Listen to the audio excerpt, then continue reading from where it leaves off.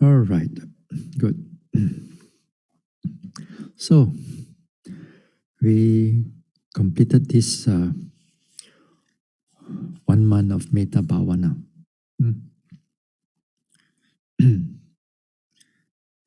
And it's an eye opening for many of you, and also for me too, actually. And for all your participation, I mean, all these things, it will be great gain for you in future. Then these things will be very helpful in your endeavor in this mental development and also in samsara. So I would like to say sadhu to all of you, and also thank you all for being my guinea pigs. For being my guinea pigs, right? Because truly I never touched Mettā before, I thought Mettā just 1 or 2% or 3%, a few percent, once in a while, not in a group in this way. I wanted to do a retreat of Mettā, I've been thinking of it for some time, some years actually, but then I don't have really have a chance to do it. But since right now, since here, we can only do it in this way.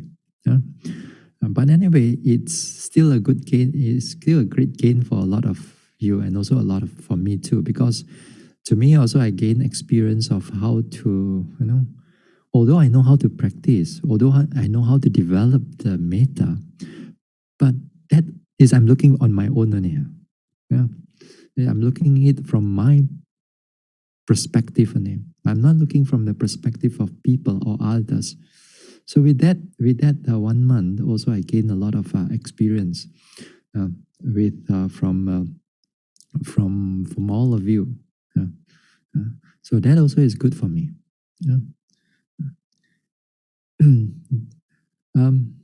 I'm sure this for many of us, it opens up our idea about Mettā. Sometimes we have a very simplified idea about Mettā.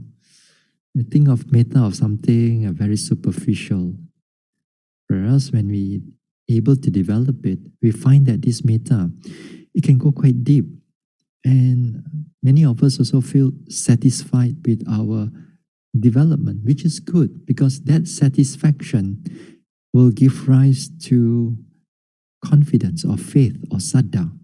And that saddha is so important for us to push ourselves further and further into the this mental development. So that is great. And also for the past 1 month, especially for the first 2 weeks, and then my two helpers, Sister Hun Ling and Sister Wee Ling, has been very helpful in the organizing and managing the all your names and list of your names and all the nitty-gritty and all the interview and so on. They have done all this work of some of you are changing dates and extension and cutting short and all these stuff things. So they've been helping me. Without them, also I will get a lot of stress if I do it alone. So very helpful, and I truly, sincerely thank you for all their effort. They have put into it. So it's great that all of you that participated, whether you participated for 10 days or 15 days or 18 days or up to like 30 days, which is wonderful. The longer, of course, the better it is. We can see that with this development, you can see that as the yogis go longer, usually about 10 days or 2 weeks later, then you can see that there's some progress that's coming in. one thing that they'll find that generally that they find that the mind actually can calm down. Calm down. Not necessarily all the time. All of us have peaceful or happiness or things like that, But generally, the hindrances getting less. That is good. Because some of us also, I noticed that they may have already gone into even like upachara samadhi. That means at a time where the mind has not affected by the hindrances, at least for a period of time, then we can see that in that period of time, that short period of time, the mind the metta can flow, the metta can be continuous, and the metta can be clear, and yet at the same time, the hindrances are almost zero or zero, which is good because that shows that you're already coming into upachara samadhi. If we got time, we got able to practice further. Who knows? Maybe right until jhana, we can able to go to realize that those jhana or to able to see those jhanas. So, what else? Now, talking about jhana thing, that one, I think I will talk about it on another talk. I will go into much detail onto it because maybe, just maybe, there are some of us wants to go all the way. Upachara samadhi is not enough, or the excess concentration is not enough. You want to go all the way until jhana. Why not? Well, we're going to look into it. We're going to talk about it also. That one in another talk. Now, the next one I want to share also is on the how many the participants and what have they been, how they are the groupings and gender and things like that. And it's good to have a look into this thing because also we can know generally about the minds and also the way how people approach meditation. Let me go to the screen sharing. Okay. Okay, this one, yes. All right. Hey, hold on.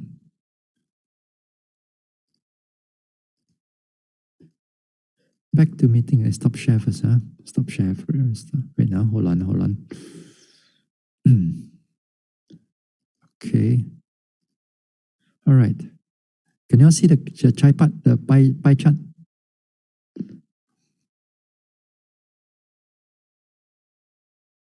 Can Oh, sorry. Hold on. All right. Now, there are two groups in this meditation. There's a group A and group B, okay? Now, of course, we already anticipated that that group B will be definitely more. Yeah. So the group B, you take up a bulk of the group. That means they do about 2 to 8 hours per day. And then the group A, we have this walking, sitting, and then all together 8 or more hours per day. So here we have altogether all the participants that we go through. We have over 83 responses. That means 83 participants for this Mettā Bhāvanā, which is a lot actually. Just to do the interview, that one is, I go almost crazy. And that's why I have to, last week or the previous week, have to have 2 days break. If not, the mind is going to explode. So you have group B making up the bulk. So about 75 participants are in group B, 8 participants in the group A. Yeah. So usually group A, not many of us can able to do it, but for those who are completely free from the work and household duties, and then they could able to do this. So for many of us at home, we cannot able to find more than 8 hours. And 2 hours or so is already, for us, for many of you, is a struggle already. Yeah? Just to do 2 hours or more. And some of you, even like, for example, from 2 hours, that they increase the time from 2, let's say, to 3 or 4 hours after the first week or second week, because they can squeeze in the time, or they find that the mind can able to settle down. So they put in a little bit more hours into the meditation, which is wonderful. Or perhaps some of us may be like this. Weekdays, because they are working, and then they put about 2 hours per day. And then after that, on the weekends or on the holiday, did we have a holiday? Maybe on the holiday, then they put in on the more hours in the weekends. So roughly we have these responses about 90% is all in the group B. Okay, so this is on the grouping. So the 3 people doing it, it's it's a big group. Next one, gender. This one also it's also foreseeable already. Every retreat that we go, something like this, the female will have always more than the male. So we have 69 females and 14 male over here. So usually when we go into a retreat, then we always see the percentage of the females is always higher. Why, you may ask? Sometimes all these things I don't ask too much. I ask again and again. Sometimes one of the thing is that is because of I think it's because of the faith.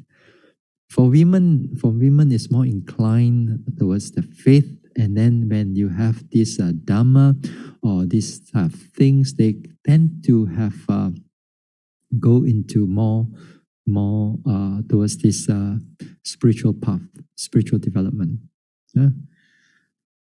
That also not only in Buddhism, but also if you go to Christianity, also you find that something like that also. Female also is a lot. So when it comes into the retreat, in the meditation retreat, usually also we'll find about this one. Usually about sometimes 1/4. 1/4 is the male, and 1/4 is the male, and 3/4 is a female. Now this one is even more than 1/4. Less than 1/4 maybe, 1/5 maybe.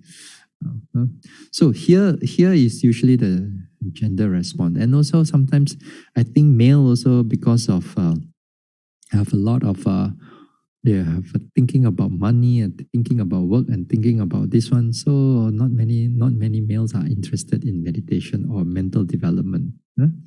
So this is what we see over here in the whole this one. Now even with that,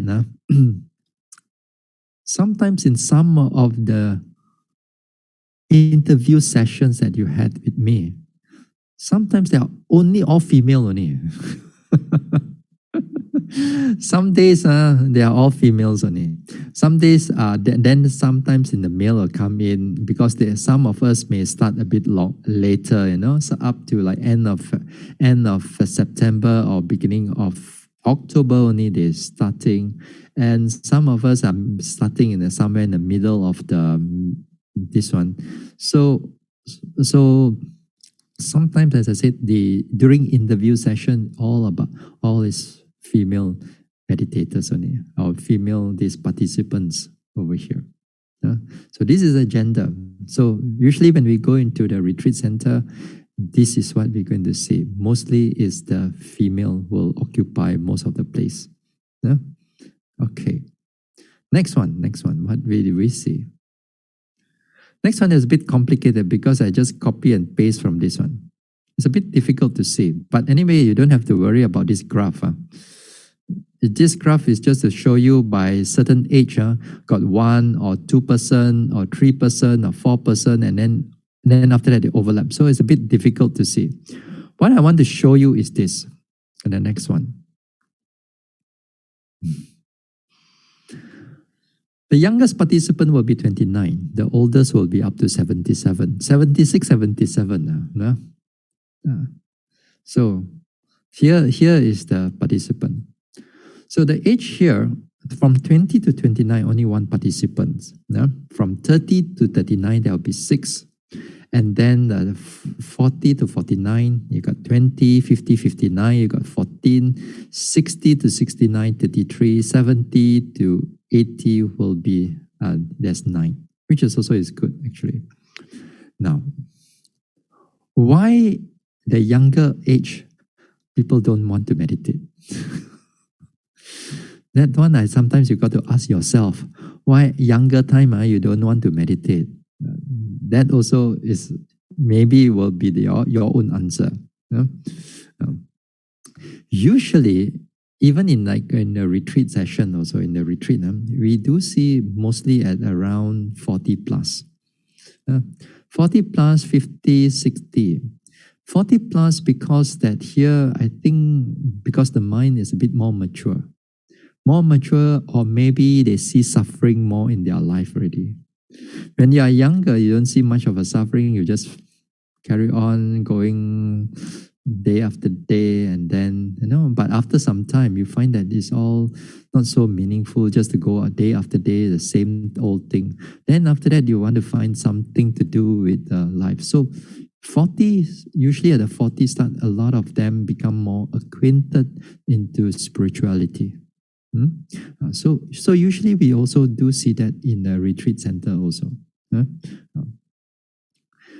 Now, when it comes to like 50 and 60s, this bulk is a lot. When you have between like 60 to 69, also in the retreat center also, we also see these things also, something like that. Why? Because you're retired lah, because this one retired and got nothing much to do in life, and then you look for some meditation retreat. And also, of course, you got more time for meditation retreat also, if you are inclined into this thing. So 60, 69 is that some of us, or most of us, we are still healthy, in the sense that you can still able to walk, to sit, to eat, to sleep. Not so much of a health problem. A little bit of your blood pressure is high, a little bit of your cholesterol is high, a little bit here and there. That is not a big problem. But here is that generally you're still healthy, then here we'll make up a bulk of it. Usually up to like for example, 50, 59 also, we will have kind of like towards the end of 57, 58, then after their retirement, they got more time, then they come into a retreat. So that one also, we see that in the physical, this one. So that's why sometimes when I teach retreat, this one, it become like a old folks home, because you left and right, you look at them all like 60, 70, staying for 2 weeks or 3 weeks or 1 month. So which group are you in right now? So look at yourself, which group are you in? And finally, we got to make something more spiritual urgency, getting a little bit more spiritual urgency for us to develop further. So once in a while, we do get people who are above 80.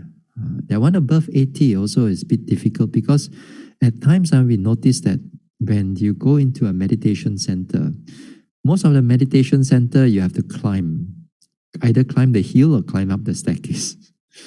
So that also is going to be difficult for a lot of people to meditate, especially when you come into like 80s and so on. Not to say that all cannot, but most of them not so able to do all those things. So therefore, as you get older, then you're going to get less. So make sure that when you have the time, especially like you're in the 50s, 60s, if you have the time, then you try to meditate as best as possible. If you have the time, also if you have in your 20s or 30s, let's say, if you can find the time, if you can find a holiday, then if you possible, then try to make your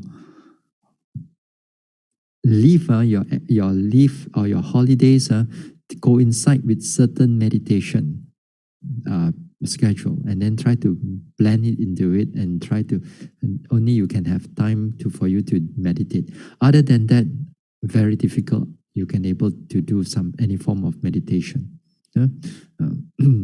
So this is what we see from this group of people. So you can see that, you see, even like 64 years old here, they're already like 6%. So the bulk is around here.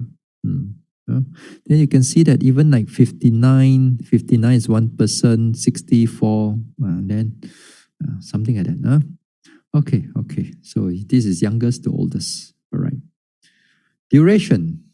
Now duration here, it's also is good to indicate that those who follow this retreat, those who participate for this retreat, up to 28 to 30 days, there's approximately over 40 participants here. I put there approximately because of some yogis, they extended, some yogis, some meditators, they have like break their meditation like 10 days or 15 days, and after that they have to do something blank. After that they come back again for a number of days, So after that, some of them from 2 weeks they extend to 1 month, some from 10 days they extend to 1 month.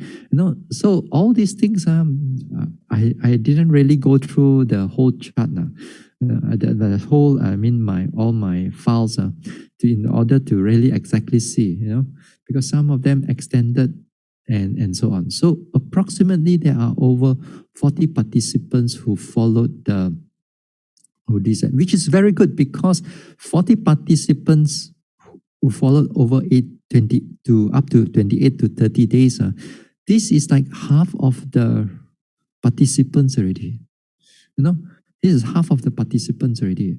I was thinking that in the beginning part, when I start this meditation, Mettā Bhāvanā, I estimated that maybe by second week, only 1/3 only, maybe. The rest are like bye-bye already, they're not go, But after that, they meditate, they shock already, They're hot already. Oh, they want to go further, which is good, of course. We try to accompany you, So with that also, with all these things, we have to divide the interview, how especially the group B interview, B1, B2, and B3 interview. So sometimes especially in the beginning or the first week or the first 10 days, then we have almost per session, we have 20 over participants roughly, in interview session, and then another 20 to 20. So per week there are already like six interviews for group B, because each group will be twice per week, and plus with the group A, so altogether there's 8 interview sessions altogether per week. For me, at least, not for you, for me, in order to sit down together with all of you. So the duration, and then the 10 days one, that one I didn't go in. 10 days, 2 weeks, I didn't go and look and do it too much, because there are also a number. Because after that, those who are 10 days then extend to 2 weeks again. So there are maybe about 10 or 15 like that in about 10. This one. So it's quite, the participants in this time is quite good, that at least you all can able to follow all the way through. One of the things that why you can able to follow all the way through is that also depending on my schedule, because my schedule is a very flexible schedule that you just have to achieve 2 hours per day. How you want to achieve it is I leave it up to you. Just like we all nowadays now working at home, as long as you give your company 8 hours or 10 hours per day, then how you want to do it, then it's up to you. As long as you give that, then perfectly fine. Now I've seen some of meditation even in the online retreat, then they do it like exactly like in the retreat session. When you do it like in a retreat session, like, okay, like 4 o'clock, no, let's say like 5 o'clock you wake up, 5 o'clock to 6 o'clock you must sit, 6 to 7 you walk, and then you go for your own breakfast. Then after that 8 o'clock, and then to 9 o'clock you come back again. They give you the schedule. Now, when they give you the schedule, so I think a lot of you may not able to follow the schedule. So they got this schedule, how many hours to do per day. So many of us will not able to follow. Some say they take it up, they take up the meditation, but do they actually able to follow through? So it's not easy to follow through for lay people, for those who are staying at home. So for me, I was thinking that it's better to give you all a flexibility and also not too many hours. Because too many hours also you cannot able to achieve that also for most of you. Now if those can, then we go for more. If those cannot, then of course, then go 2 hours. Okay, what else? Okay, let's see what other countries here. So we have 3 from Singapore, we have 5 from Indonesia, 5 from Australia, and 5 from US, and most of the bulk is 65 from Malaysia. Now, one of the things is that why this country can join us is, again, here is because of a time zone. So here, like in Malaysia and US, it depends on where they are. It could be like 12 hours or 13 hours behind us. So 12 to 13 hours behind us. So that's why I start my Dhamma talk at 9 o'clock. So when I start at 9 o'clock, then there will be like 8 o'clock in the morning, or sometimes depending on 7, or depending, or in 9, that means there'll be a 9 in the morning, depending again. So again, like in Australia also, like if you are in Perth, then you'll be the same time as us. But if you are more like in the other on the eastern coast of Australia, then there'll be like 2 hours ahead or 3 hours ahead, depending also. So here and Indonesia, of course, is just 1 hour behind us. So in a way, also it's difficult for me to get those from European descent. Although I got a number of yogis there who. But then the thing is that when we are doing a Dhamma talk, in a Monday, Wednesday, Friday, then the European yogis will be in their afternoon, and 2 or 3 o'clock in the afternoon, and that will be difficult for them to participate with me. So they are still working, of course. So it's impossible for them because of a time zone. So you will see that these countries will be something like that because of a time zone and just able to fit into our this one. So these are the things, I think. That's it. So you'll see next time not next time, sorry, no next time. You see that other times when you go for a retreat, mostly you will see this type of, generally this type of percentage that you're going to see. Okay, all right. Now, okay, what else?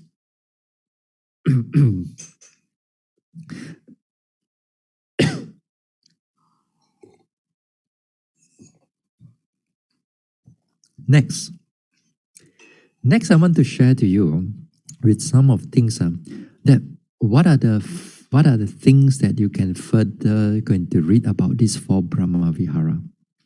There's a number of books I will refer to.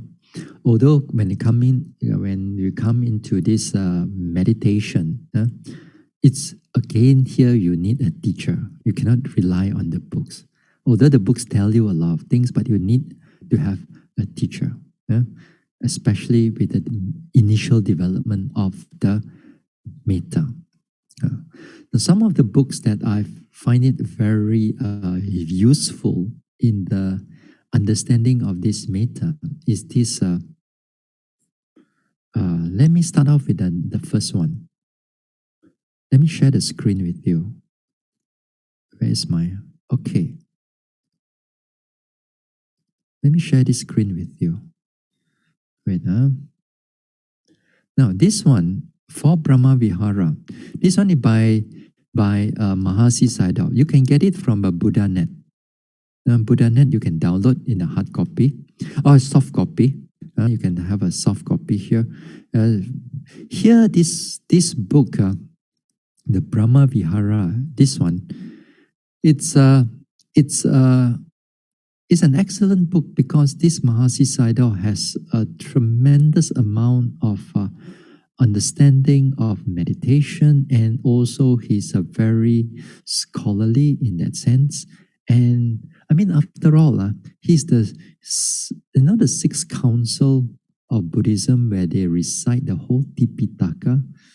He is the questioner. He is the one that is the questioner, Puchaka. You question the one who. Then there's another Tipitaka Dara Sayadaw, Mingun Sayadaw, and he can able to recite all these things. So for you to be in that position to be a questioner, you also must be a very knowledgeable monk to be able to do that. So because of his knowledge and so on, so he got all these different books on meditation, vipassana especially, and one of it is this Brahma Vihara Dhamma. This is the book. Now, there's a lot of things. It tells you from the beginning itself. For example, let me make it bigger. Like, how do you sit? What posture you have to do? What are the then all these things? How to develop 538 kinds of Mettā? It tells you all these things, and also it tells you from all the commentaries and Jataka tales and different suttas, and he put everything together, and it makes things very clear. It makes things very clear. But although the English sometimes there be a little bit of a translation problem, and the English may not be so smooth, but nevertheless you can able to understand the whole meaning of it, although the English may be a bit this one. So they give you many stories about how this Mettā and Brahma Vihara develop. So it is good that if you have the time and go and download this thing. Yeah? So after that you have the second part of it. Then you talk about the karuna part also, and also of course the jhana part, and then later the karuna part, the mudita part, and so on. There are so many things, so many stories, and so many things that you can able to this one. Part 3 is on the, I think. Oh yeah, this is not the part 3 is on the Mettā Sutta also. What? The Karaniya Mettā Sutta, then he explained one by one what is the meaning of this Karaniya, Uju, Suhuju, and all these things. Must be frank, must be gentle, must be all these things, everything that you have recited, and they tell you word by word what is all this meaning. Of course, we don't have the time to go through all those things, but if we one day, we perhaps we can go through all those things. So there are so many things that in this one that you can able to read. So if you, this is the soft copy part, but if you want the hard copy part, is this one. This is the hard copy part. You can just, this is the hard copy. This is the hard copy here. But this is published very long ago. So what else? What other books? Let's see. What other books do I have? All right. Let me move this, and then okay. The next one also is good for me. For me is this Reverend Sujiva's book. This one, Meditation on Loving Kindness and Other Sublime States. This also you can download from the internet also, but also, of course, you have the hard copy too. Now, this Vener Sujiva wrote here on, this is this soft copy is in the 4th edition. I don't think it's easy for you to get this one.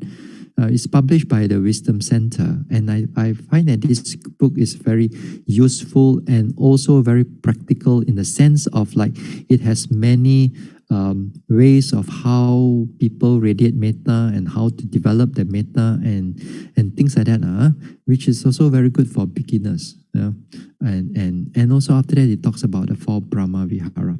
More systematic way of understanding of this Mettā and all the Brahma Vihara. So I find it that also this is also a very good book for if you want to know more about the Mettā. There are several versions of this. There are first version, second version, third version, and fourth version. This one is the fourth version, which is, I think, is they produce it the following year of the third version. So let me see. This one is the Let me, for example, this edition. This edition is the third version. This is the first edition, the revised second. Okay. So this edition is 2004. But I have a copy also. I have a copy, a hard copy also. Let me show you. Now in front of here, the hard copy here, it's with the pink rose. With the pink rose. This one is in the third edition, I think. This one is in the third edition. Which I find it that the book is good. One thing is that you want to know about all the things that we have talked before, and more, then you can find it in this book. Now, also there's another book. But this one is very thin, very easy to understand. And this one is by, you can see, 4 Sublime States. 4 Sublime States by Nyanaponika Thera. This one is a German monk. He's a German monk, the late German monk. He already passed away, but his writing is wonderful. He wrote a number of books like called The Visions of Dhamma, and also the books are wonderful. It's they give you a very in-depth understanding of the Dhamma. I find that his writing is a very good, in the sense of to understand the Dhamma better. Now this one also you can get it from also the soft copy too. You can get it soft copy, the 4 Sublime States. There you are. This is the book, the 4 Sublime States by Nyanaponika Thera. Okay, let me go smaller a bit. Okay. So you can download this. You can download this from where? From BuddhaNet. There's a number of books over there. So you can go through more of them. And this one is quite simple. This one about Brahma Vihara, maybe it will take you about half an hour or 45 minutes. You can able to finish this book already. They give you for those who love to read, this one will be quite a nice book to this one. One of the things is that they give you the interrelationship of these 4 Sublime States and how Mettā should balance with Upekkha, with this and that and so on. It's quite interesting. Although it's a very thin book, it's only 30 pages only. Not too difficult. So if you want to know more about those things, so you can go. Now another book that I usually, this one is from Visuddhimagga. A lot of things, I want to move. Okay, let me go to this Visuddhimagga, path of purification.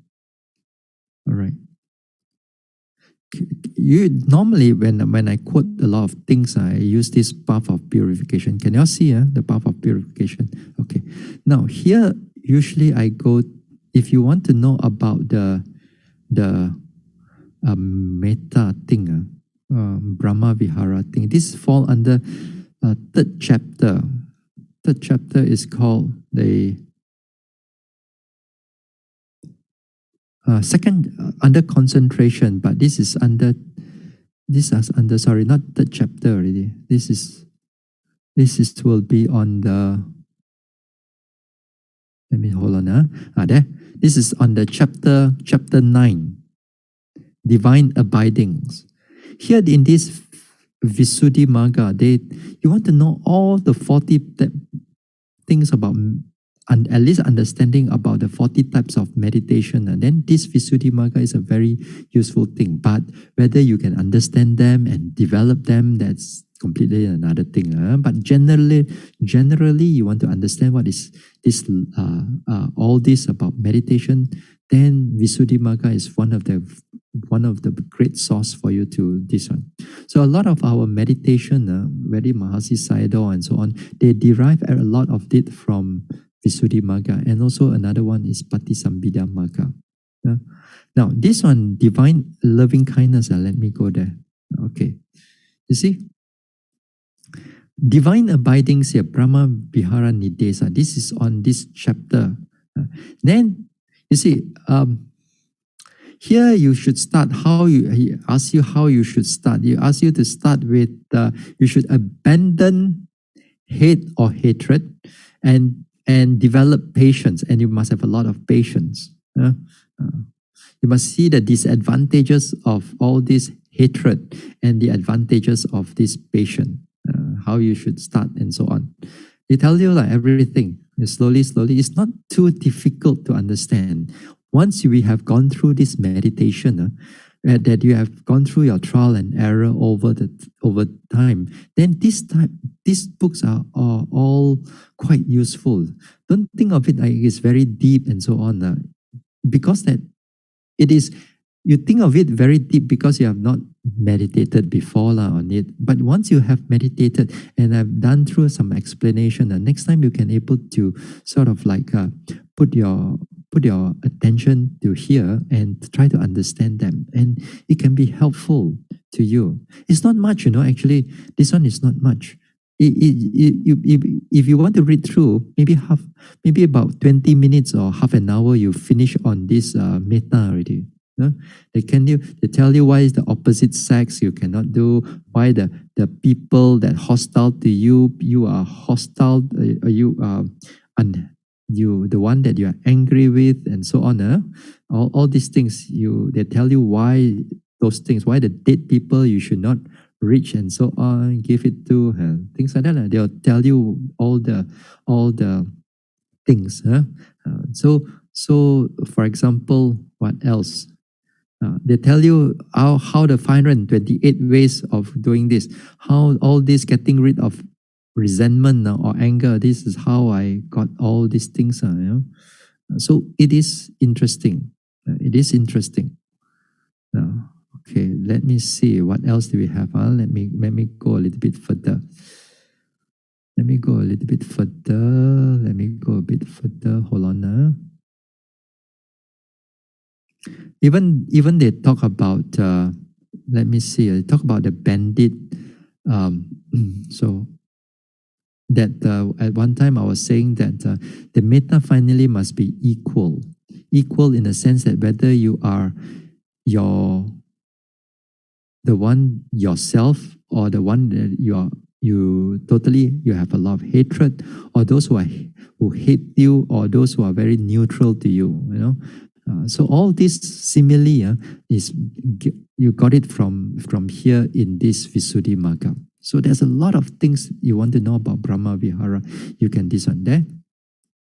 The characteristic of this is this: suppose this person is sitting in a place with a dear, neutral, and a hostile person, himself being fourth. Then bandits came to him and said, "Venerable sir, give us a bhikkhu." On being asked, they say, so that we may kill him and use the blood of his throat as an offering. Because of course I didn't say all these things, Then if that bhikkhu thinks, let them take this one or this one, that he has not broken down the barriers. And also if he thinks, let them take me but not these three, he has not broken down the barriers. Why? Because he seeks the harm of him whom he wishes to be taken, and seek the welfare of the welfare of the other only. But when But it is when he does not see a single one among the four people to be given to the bandits, and he directs his mind impartially towards himself and towards the other people, he has broken down the barriers. All these things are all inside here, and this one is already like 2,000 years of knowledge. So it is interesting actually to understand this one. And then what else? They give you a number of explanation and so on. Direction, above, what do you mean by above, what do you mean by below, what do you mean by all around, what do you mean by certain direction, and so on. What do you mean by this being or that being? They give you explanation to give you a bit of clarity. So all these things I have mentioned, I also got it from here. But I put it in a way that simple for all of you to understand. Let me see what else. What else is there? Now all the this one also, he sleep in comfort. They explain what it mean by sleeping in comfort. What is mean by wake up in comfort. They give what it mean by no dreams. This one is all you can able to go through to. This is all I've seen. Then he says that the fighter poison weapons does not affect him. As I said, that day I said, I do not have this experience. But in this one, they says that here they have there's certain explanation of it also. Then you have compassion. You have compassion, and also it's not long.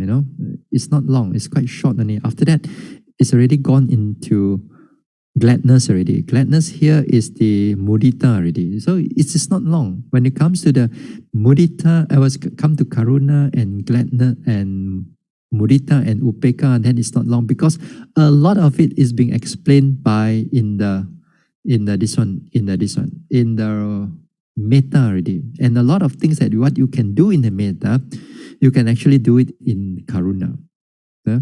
So we stop sharing for this one. Okay, now here these books are to give you understanding of how, at least sometimes when you forget and we need to remember, we know where to source those things, from the book from Reverend Sujiva or Mahasi Sayadaw or the Visuddhimagga. These are great sources, and also I'm sure there are also other Mettā books also, that they are also very helpful, and also they're written. But although, of course, for all of us, we have an inclination to which book is we find it more suitable. So these are, I find it suitable. So hopefully you can download it, and when you're free and you're interested, read about it on further. Okay. So these are some of the things here. Now what else? Oh yes. So after this Mettā Bhāvanā, what are we going to do? Now what are the participants is going to do? What are y'all going to do? Are y'all going to continue the Mettā, or are you going to go back to Vipassana or your own meditation? Now this one I've talked about it a lot during in the interview session actually. Not in the Dhamma talk, but I talked a bit in the interview session. In fact, that especially the last week of the interview, then as we're going to end this Mettā Bhāvanā, then this is where a lot of us wants to whether should I stay with the Mettā, or should I stay with or go back to Vipassana? Here, it all depends on you. How much you want to go on this Mettā.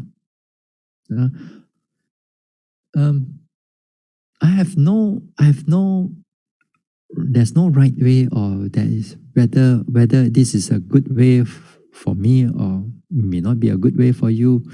It may be suitable for me, may not be suitable for you. So I find that it is important that you make your own judgment. But I can give you several options. Now we can give you several options that what you can do. Now, in order for you to develop something, the principle here is the mind. You want to to cultivate something, you need time. You really need time. You need time for the mind to dwell into that particular subject and develop it well. You cannot expect that you don't put in the time and you want some result. And you want some calm and peace and everything what people say. No, you're not going to get those things if you don't put the effort and time into it. So you need to put time into it. Now, the purpose we create this Mettā Bhāvanā for 1 month. I could have done it for within like 3 days, just like a lot of all these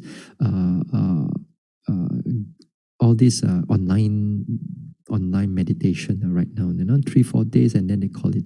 But the thing I want to do it 1 month, because I know that if the yogi were to just put in the enough time and they put the dedication there, then there something will come up. I do not know how it will come up, because as I said, I've not done any in retreat before on this Mettā, but I know something is going to come up. It's just like because of experience of meditation. So I know something is going to come up. It's just that I need to give time to the yogis only. Or yogis need to give time for themselves. So with that, you can see that after you give yourself some time, then you can see you can develop something. This is wonderful. So therefore, you need time and you need the effort to put into it, and then something will come up. Okay? Now after that, let's say if you want to develop, you want to go back to Vipassana again. Well, fine and good, no problem. Then again here, you completely stop the Mettā, and then go back to the Vipassana. When your mind wants to start off, may I be free from hell, and then put it aside, then come back to rising, falling, or whatever that you are doing. It will still come back again. You come back again, then you got to push it, the Mettā got to push it out, and then use back to your rising and falling, or your in-breath, out-breath, depending on what you are doing. So again here, you got to spend some time with the Vipassana. You spend some time for Vipassana until you feel that is enough. Then later part, you want to switch over to Mettā, for example. So spend about 2-3 weeks, 4 weeks, 1 month, until you kind of like lose steam, or the mind is not so inclined into Vipassana for a while, and then you find that you need to develop the Mettā. Then that time Mettā, spend some time with the Mettā. Then again here like 2 or 3 weeks with Mettā. Just don't do this Mettā as touch and go. For a lot of us, before we start this meditation, a lot of us just touch and go this Mettā, not then just aware of the Mettā, just do a little bit, like 10 minutes, 15 minutes, then only we start with the meditation. Then here we don't really develop the Mettā well. So if you really want to develop the Mettā well, you need to you've got to put some time into it. So after that, you want to spend some time with the Vipassana, then go ahead. Then make sure that the Mettā don't come in. And when you do Vipassana, or when you do back to Mettā, make sure that all the Vipassana object you put aside. So that also you go through the experience, especially in the first week.